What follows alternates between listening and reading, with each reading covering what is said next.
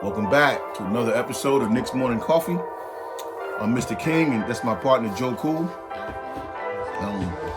Before we get started today, I just want to give a shout out to some of my kids that I work with in basketball. They're beginners. We just completed the NBA Players Association virtual summer basketball camp, and some of the coaches for the camp was Buddy Hield, Kyle Kuzma, and John Wall. So, that was just like a big up to them. It was more of an advanced camp, and my kids, they're kind of new at the game, but it was nice to see the pros come out, and show their support, and give some insight. But, it was a fun thing. Yeah. And then of course, like always, we want y'all to like, comment, and and subscribe to the channel. I just realized why they ain't call me for the NBA Players. Because I'm the star. Nah. All right. So let's just get into the NBA draft. As we all know, is a week away, and a lot of the familiar names, are still coming up that the Knicks would try to have to move up, do something drastic to get, and then adding to those names of those high players, Quentin Grimes, a pure shooter, is a wing player name that had been coming up also. But some new names popped up that the Knicks have had an interest in. And Zion Williams from Stanford is a nice player that now they're talking about. Isaiah Jackson, a power forward from Kentucky, 6'11", take it off the rim, a beast down low, good shooting percentage. But his thing is defense, but he's slim. But, it's just funny that a lot of the names that have been coming up, other than maybe 2 or 3 of them in the past week, now prior to Thursday, the Knicks had brought in 4 guards, 4 forwards, and 1 center. And then they started bringing people in Thursday and Friday. So of some of the other names that they brought in, as far as a guard, Miles McBride from West Virginia, a nice guard they was looking at. Jaden Springer from Tennessee was another nice guard they was looking at, because the good thing for me is that I know they was looking at a lot of the high-end players that they would have to be too drastic to get. Not that you don't want to try to get them, but the stuff you may have to give up to get them. So really to go back into your lane a little bit on some of them guys, you got to have that in your bag. And then some of the forwards, Scotty Barnes, you talked about him before, from Florida. If you can get a guy like that with one of your picks, then you can't go wrong. And then there's one of the center, Luke Garza, out of Iowa. A center, a mobile center that plays the position well and can hit the shot. But those are just some of the people, and it's good that we're not just trying to just only get the best player in the draft. Now, if we could use just our picks for this year, if we could parlay those 4 picks into 1 high pick, I would still do that, because I still think right now, from where we sat, the free agency is the way to go. So if we can get a nice player, the Cade Cunninghams and the Jalen Suggs, those kind of players are probably way out of the reach, what you have to do. But there's a lot of the other ones, like Grimes and them guys you could get that could come and help you right away. Yeah.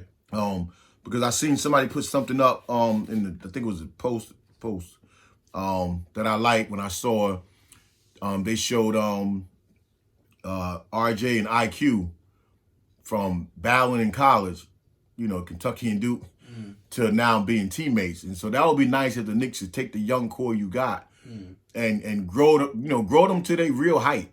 Grow them to whatever they really are supposed to be. Barrett's ceiling was way higher. Will he ever reach that ceiling? Now it's going to be even harder, to do. He may now just be a role player. But with IQ, you don't know where his ceiling couldn't go. But imagine the 2 of them staying with us and growing together. And it's crazy because I don't really know what's the time limit on your ceiling, or when you just get that grown man level. Because now, with Giannis winning the ring, they showed a picture when he first got in the league, and they show him now, and it's like, damn, you would have never thought. You know what I mean? Yeah. Like, looking at how big he got and the dedication, like, is that the player that does that? Is that a mixture of a player and your development? You know what I mean? Because I remember we talked about the Knicks development team all the time. And it's like, are these players good because of them? or is it because of our player development? That's still like a question for me. Like, is IQ gonna come back even better, a little bit better? Like, how much is that jump? But see, that's the key when you're talking about the assistant coaches. Zach LaVine, I'm thinking about like names like that. Like, when do they even start getting like better? No, well, a lot of them, they come in so young.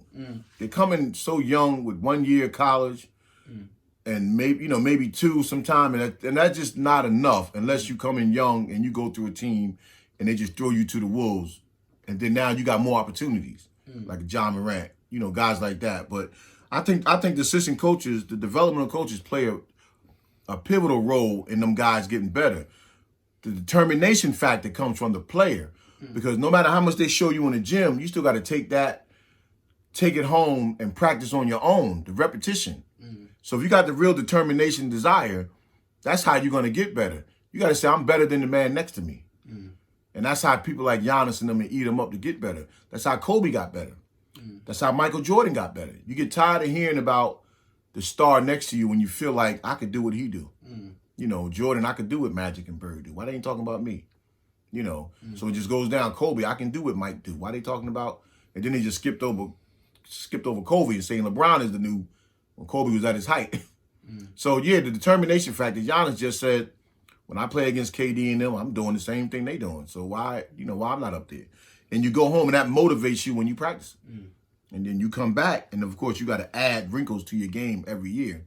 That's what the real stars do. You do what you do great, and you add some other things. So. And then, shout out to Milwaukee, for winning the NBA championship. Nobody predicted, and really the last few years, nobody predicted other than when the Lakers won. Nobody predicted who was going to be winning these championships. And that's the beauty of the NBA. The league is changing, and the writers and the sportscasters can't tell us who's champion. Vegas can't tell us who's going to be champion.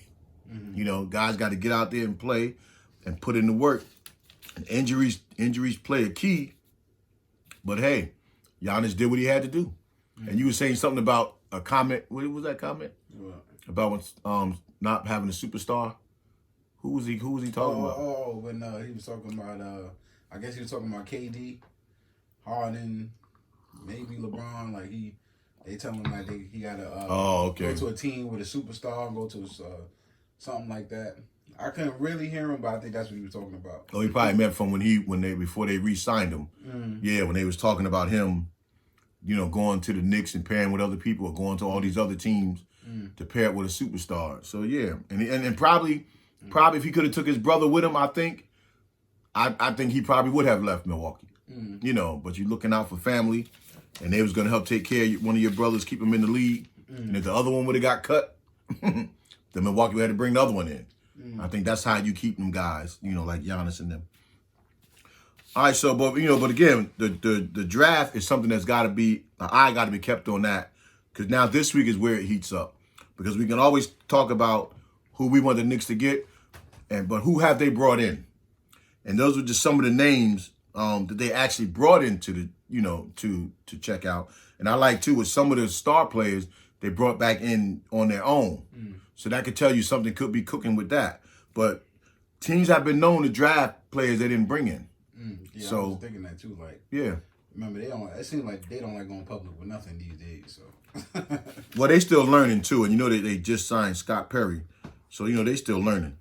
So now with free agency, so now check this out. Now with all the talk of free agency, and all those names are still out there, but now there was some talk that the Knicks might sit out this free agency as far as top players and save it for the 2022 free agency, which when you add in the guys like Kevin Durant and James Harden, Steph Curry, people like that that's available next year.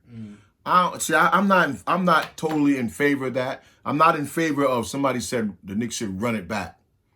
Well, we know the team was good enough to run it back, but now you need another scorer. Yeah, but I recently heard, I don't know if they just told me that, or I think Reggie Bullock might be signing with somebody else or looking to sign with like the Lakers or something. Well, I mean, teams are still going to be Reggie interested Bullock in is him. looking for somebody. Looking for Well, they say the Sixers are interested in him. Well, Reggie's ours though, so that's up to us. Oh, for real? Yeah, he's our player. Now, would we give him more money? Because we lowballed everybody last year. They said the Sixers was interested. When we got him, the Lakers didn't want to let him go from the get. You know, he was a casualty because they were still trying to sign AD, and they needed cap space. So yeah, he's a 3-and-D guy. I mean, it started showing flashes of a lot with us, but that's really his role. So the better we are, the more you see a guy like him, because we totally depended on his shooting. Even though sometimes it was times he didn't give it to us. So yeah, teams want him, but right now he's under our contract. So it's up to us to extend him and give him a little bit more money. Of course he want more. We wasn't giving nobody over $5 million. So yeah, of course he's worth more and he should get more. So the Knicks, you know, is that part of their plan of maybe trying to sit out? I'm not a believer no more in waiting for other players. That ship passed to me with LeBron, then it definitely passed with Kyrie and KD. Take what we got, build on what we got. We talked about that last week. Who could we bring in at a position that's better than who we got? Yeah, and I watch so much TV. I feel like that whole when the agent come to sit down with the Knicks, and it's like, we'll be here in 2 years. You don't know. Yeah. Because in 6 months later, they can hurt their knee. Yeah. Yep. 8 months later, they can say something that hurt them in the media. So I'm never taking that. But not and then not even just that. Just that why 2 years? Why you waiting? Other players are getting better. Like look at even with Randall. Randall materialized right under everybody's nose, and there's still a lot of people calling for to get rid of Randall. But a bird in the hand beats two in the bush. So you can't get rid of Randall until you got somebody that do what he did. Okay, he didn't do it in the playoffs, but he got you to the playoffs, and that's got to count for something. Because making an all-star team don't mean nothing really in our league unless you make it as a starter, and then the Vans vote you in as a starter. But you make second team All-NBA over some prominent players. That's where you got to look at, okay, was this a political move that he made it, or was he really second team? Even if he was third team for him, because he came a long way. And the media decides who they want to talk about. And then they decided when he was having a good breakout year, you know, and somebody did mention it was when we got Rose that things really started taking off for him too. Okay, fine. But just the fact that he was in that conversation says something, and you just can't give that away because you don't know how you're going to replace it. Unless you got a replacement. Unless you got a replacement. There's no sense in going backwards. There's nobody going to help me. I love Cade Cunningham myself, but I wouldn't give up Randall for him if I don't got nothing else to go with it. If I got other stuff to go with it, fine. But I wouldn't just give him up just to start from scratch and keep building. You build it. You're there. Fourth seed. So let's take it all the way where we can take it. Now, this is what I was telling you about yesterday. And today won't even be really a long show. Today be just a quick one. What I was talking about, this is what I was talking about yesterday. And I'm reluctant to even say this because I don't want to give the wrong impression of how I feel about Knicks management, right? But I started thinking about. They 3 for 3. No, I know. Listen, and then, but see, part of my theory when they signed Scott Perry, because I've been thinking about this since Monday, and then when they signed Scott Perry the other day, I wanted them to sign Scott Perry too. They re-signed him? Or well, no, his contract was going to be up. They extended him. Extended him, but it was going to be up. So, but no general manager likes to be a lame duck. Same way they put the players to being a lame duck. They don't really like that themselves. They want to know where their next meal coming from. But then when they signed him, I didn't know if that added to what I was thinking. Well, I'm just going to say it anyway. But I don't want to sound like a hater. Because, Leon Rose he's a brand all unto himself, right? And he was an agent who dealt with all 30 teams all year long. Even if no deal was there, your job is try to strike a deal, right? Your job is to plant the seed. So from him dealing with all these GMs and presidents all these years, he knows that these jobs are not long. They're not long lasting, right? Now, mind you, he's a brand all unto himself. So then I started thinking about, is his moves to benefit the New York Knicks or to benefit him, setting himself up still for the future when this is over?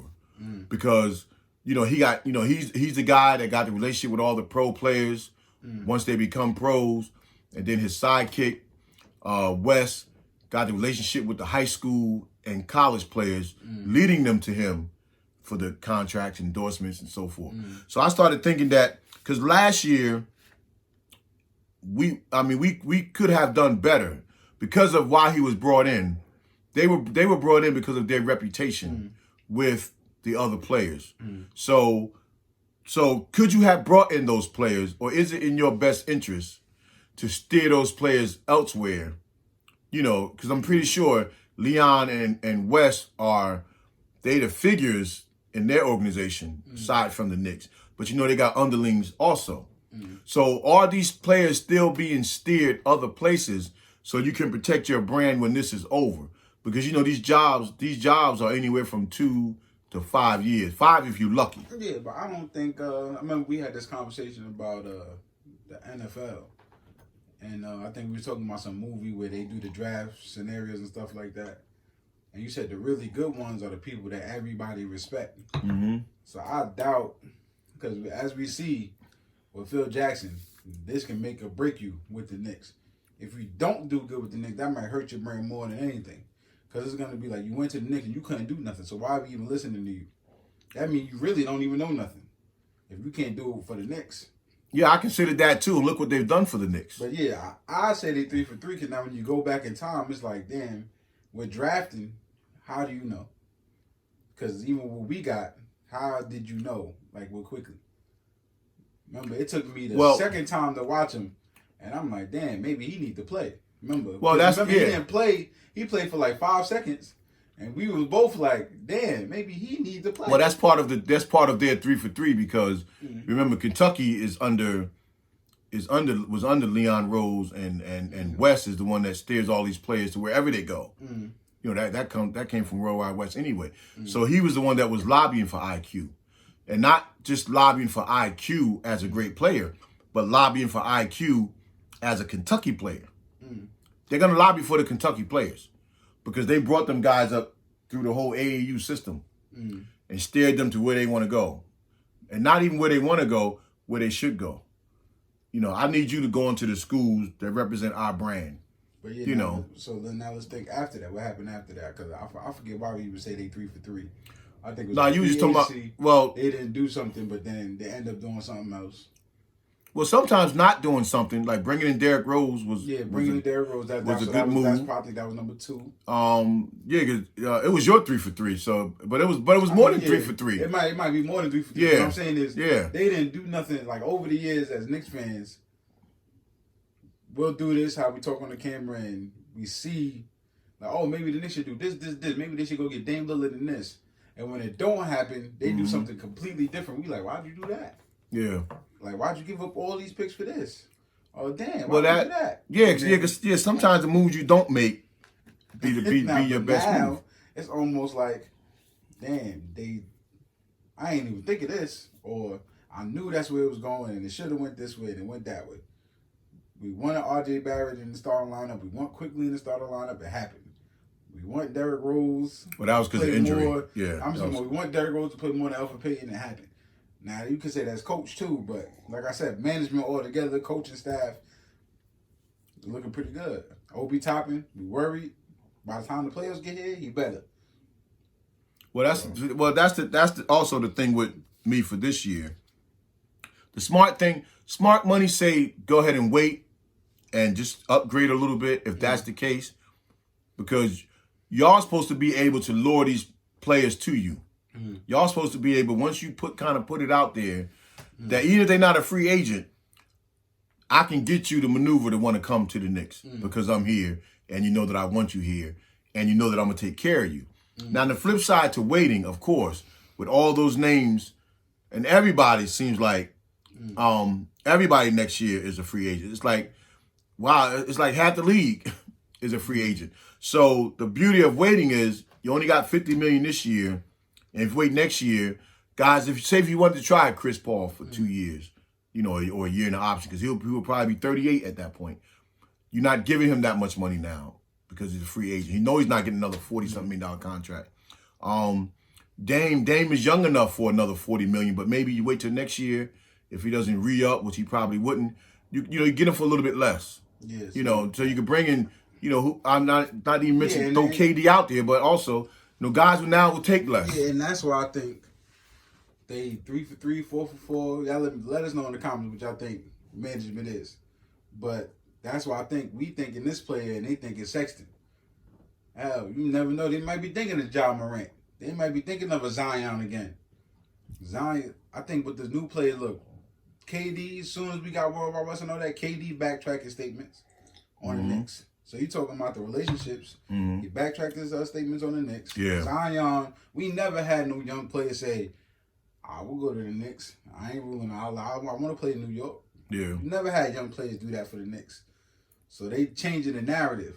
So maybe we're not going to get nobody this year, but at least for all the new players that was thinking negative thoughts, now we coming. The media ain't been that harsh on us.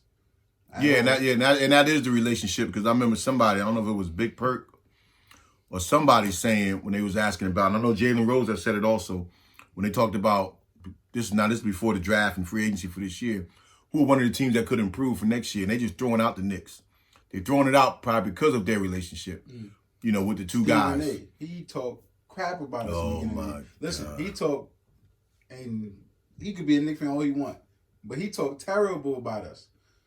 I'm pretty sure, with World Wide West on them, I'm pretty sure he got a call saying like, "Yo, man, we trying to change the culture." Because since that point on, now all of a sudden he loved Quickly. Now all of a sudden he loved RJ. Yeah. Now all of a sudden he loves. So I'm pretty sure, if anything, they did change the culture, even if they only here for 3 more years. No, I give you that. That's true. You know what I mean? That's so, true. I do want to see them working their magic. Bring in. Well, Randall, but remember too, Randall also was a part of their But they're not going to steal nobody now. I'm pretty sure they're not going to just steal Zion. Well, money wise, steal. Well, that's now that you re-signed Scott Perry. Is it re-signing Scott Perry to help y'all still navigate how to do these things? Because y'all know how to make those kind of deals. Because y'all used to be on the other side. Or is it like, okay, we'll leave them with somebody comfortable because maybe in 2 years we got to bounce. I mean, maybe our next thing is higher that we looking at. I think if it's working, why? Well, this ain't what they do. I mean, you can either be like World Wide West. Now that you working with the Knicks, you got to cut off ties with a lot of other stuff you had to do. Now, secretly, we know he's not cutting them off, but you have to cut off because now that's tampering. And so now you're trying to get these players. You want to still steer these players to these other colleges, to these other places. On some levels, you can still do that, but you can't get into tampering. Now the players are coming out of college. You can't say come out early. You know what I mean? Like they can't call you on the phone and say, what do I do, blah, blah, blah. Yeah, but I'm pretty sure. Because now you're solely to the Knicks. But now, so you can't, I mean, like I said, maybe it's a good thing we just ain't see it yet because remember, there's only been a year, right? Yeah. So now he probably I'm pretty sure he got a team that can go look at players that's actually good. That's why they know talent because they follow them. They follow them from the grassroots. They follow them from AAU, from middle school. So they know they tracking these guys. This is a time where if you're a phenom. And this started with LeBron and them. If you're a phenom in middle school, this is the first time a 7th grader could say, I'm going to the NBA. And they going to the NBA. Like in basketball, you couldn't really say that. I know in my time, you was not a sure thing. The sure things were probably, I graduated high school back in 81 with Michael Jordan, Patrick Ewing, all them guys.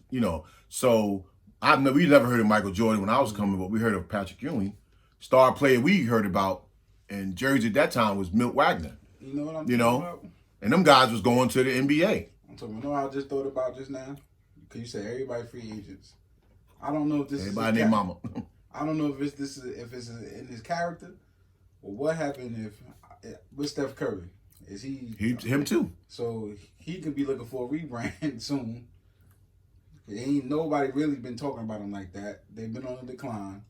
They've been talking about Klay Thompson leaving. Nope. Maybe going back home, wherever that is, with LA.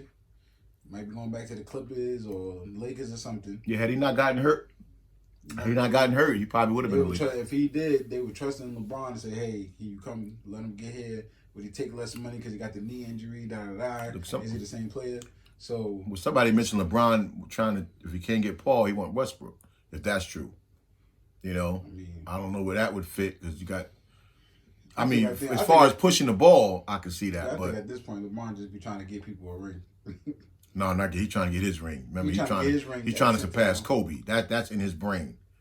He ain't thinking about getting nobody else a ring. I'm getting my ring. But that's just a food for thought with, and I love Leon Rose too, and what him and West has done for our team. And now Pinson, is it Pinson or Henson that we got? I'm hoping that whatever little money they keep, re-sign that cat because he keeps everybody loose. They've been showing these Knicks in review on TV. So I watch some of the games, but every time there's a timeout, good or bad, you just see him jumping up, running to the players, keeping them, keeping the pressure off them. And he's probably more too to help out Barrett when Barrett would go through them shooting slumps during the game. He probably also keeps Barrett loose to bounce back, to have the confidence to bounce back. Because you saw him, he'll run to everybody. And I just hope to God that we sign him because it takes the pressure off of guys playing in New York. When you can have a player that's constantly loose and joking and laughing and just keeping you on your toes, and then you got to tune out sometimes the fans and the media and play ball, which is hard in New York. So I hope we sign that guy. I'm praying to God that we re-sign this guy. You know what I'm saying? Because 15 guys can't play anyway. Just put him in uniform and put him on the bench and let him do what he do so the other players can concentrate on just playing basketball. Yeah, he's probably going to do that for another year or two. Like, yo, coach, put me in the game. Well, he's not. He went to North Carolina, so that means he got he got basketball skills. And when he was with the Nets, he did all right. So if he had to play, he's not going to hurt you. And then sometimes with the element of surprise, sometimes maybe they should have played. But Tibbs, Tibbs do what Tibbs do. So this week, doing? Let's get back to fourth. All right. Or better, right. Yeah. But we'll take fourth for the home court advantage. But in any event, though, the draft is next week. 3 days later. Well, really, 3 days later after the draft is complete on the 6th when they can sign people. Then free agency. So this is going to be almost like a final exam, of what they're going to have to do. What route are they going to take? If they're going to wait for next year, what can we do to still get better this year? See, the final exam, y'all got to like, comment, and subscribe because y'all got to get this info out. You know what I mean? So if y'all don't like, comment, subscribe, we ain't going to get this out to the world. And like if you don't like. You know what I mean? Like it twice. Okay. I know y'all got 2 profiles. Like it, and then go on that profile and like it again. And enjoy your coffee. Peace. Peace.